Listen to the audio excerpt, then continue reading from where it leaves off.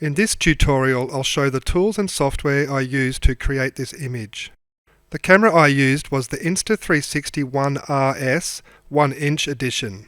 The camera has two Leica lenses with 1-inch sensors, so it performs really well in low light environments. The main tool I use is a cheap egg whisk attached to a skipping rope that has a ball bearing in the handle so it spins quite easily. This here is fine grade polishing steel wool. I usually use a 000 grade for these images. I rip off a big clump of it, fluff it up a bit, and then shove it into the egg whisk. I then take a jet lighter and ignite the steel wool all over. The fine metal fibres slowly burn and will get hotter and brighter when spun around above my head. I place the camera and tripod on the ground, connect my phone to the camera and start a 15-second countdown timer. Grab the tools and then walk back into position.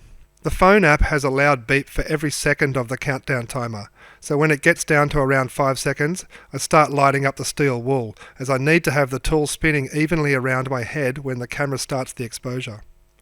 This is what it looks like when the sparks fly out of the egg whisk. I captured this video a few years ago while standing on top of a local waterfall. Obviously, these sparks can be a fire hazard, so please only do this in a safe environment.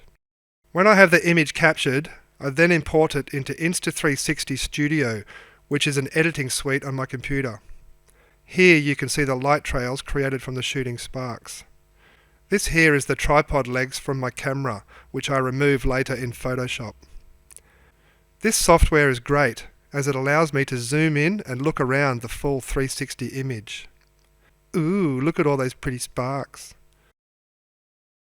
I can also morph and distort the image into different projections, such as this tunnel vision-like view,